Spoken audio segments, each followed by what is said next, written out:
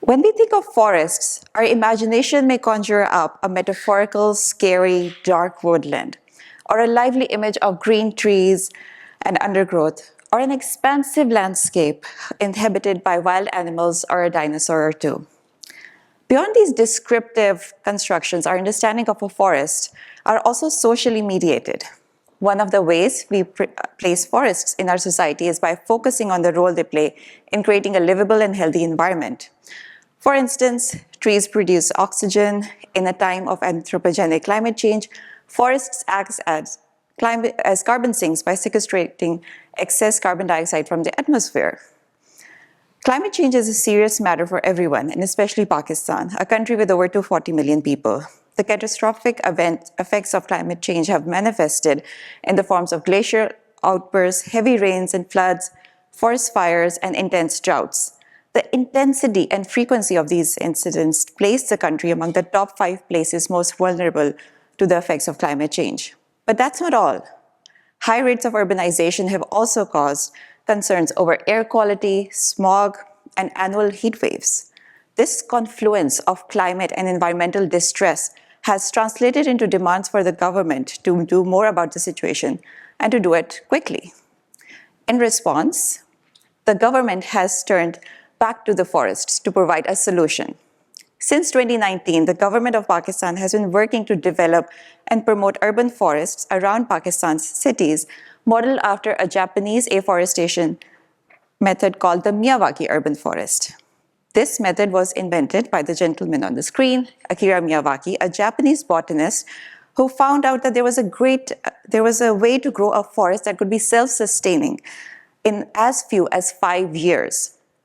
The reason the Miyawaki method became popular in the city is not only that it is a forest, but rather that it is a tiny forest. A Miyawaki urban forest could be grown in a small plot of land, as small as this auditorium. But it requires a lot more preparation and inputs than a simple planting a tree in the soil.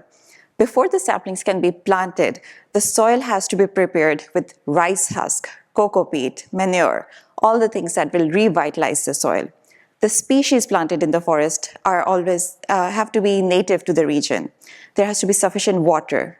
This technique is expensive, and it takes a huge cost to set it up, even though the substantial cost of running it in the long term might reduce.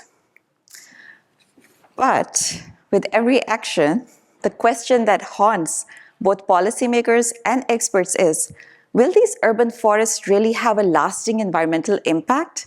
When I started my research on the Miyawaki method in Pakistan's cities, I was not only trying to understand the long-term impact, but also the immediate impact. How was a Japanese model for afforestation being adapted and integrated into local practices of cultivating nature in the city? Across Rawalpindi in Islamabad, I visited and observed 20 Miyawaki sites. I talked to horticulturalists, foresters, botanists, environmentalists, to understand if this method would work. For the experts, there was a fair amount of skepticism. For foresters, this wasn't really a forestry technique. It did not produce timber or other forest products. For horticulturalists, a forest is not a befitting site to green the city. The aesthetic just doesn't fit. The expert perspectives on the Miyawaki method diverged from the state's emphasis, but that still did not tell me exactly what meanings, forms, and identity was the forest taking on. Next, I spent some time at the Miyawaki urban forest site in Rawalpindi. I talked and walked and worked along gardeners who were looking after the forest. They had also established a small nursery next to the site where they could grow saplings and populate species from the forest. In the hierarchy of power and bureaucracy, gardeners were only seen as workers who did as they were told. Without formal education or professional qualifications, their role in environmental projects is often marginalized. Most of these gardeners or garden workers have little formal education beyond middle school. They learn the craft by spending their lives working in different green spaces, parks, gardens, meridians, across the city to grow plants, collect seeds, trim bushes, cut grass, plant trees, dig soil, remove pests, and heal diseased leaves.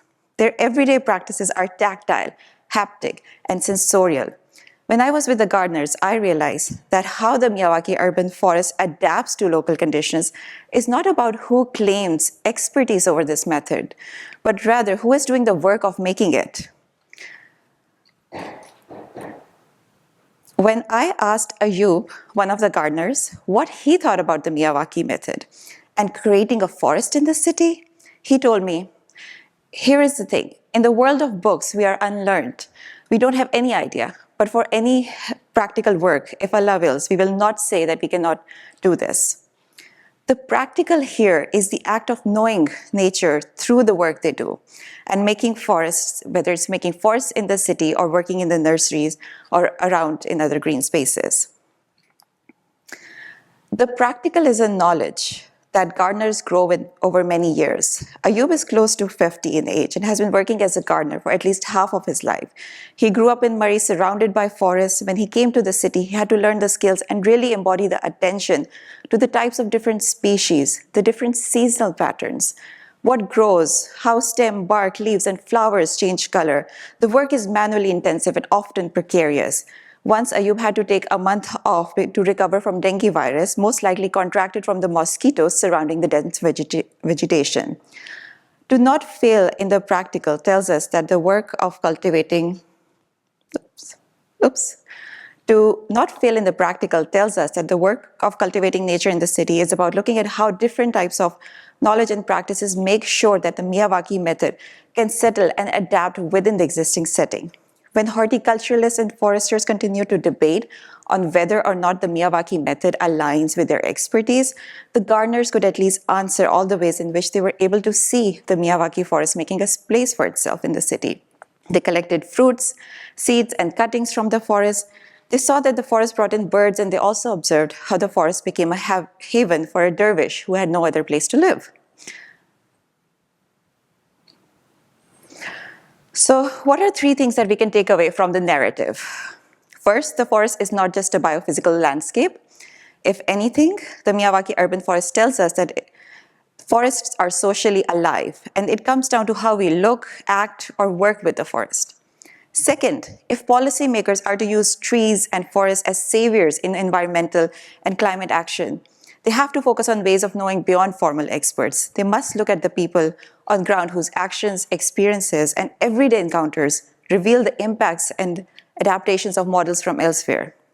Lastly, narratives are important. Our understanding of big environmental or urban challenges cannot be reduced to the number of trees planted or marking vulnerability as a headline. For scholars of cities and environments, we must be intentional in foregrounding alternate ways of knowing and claiming expertise about the human and non-human worlds that we inhabit. Thank you.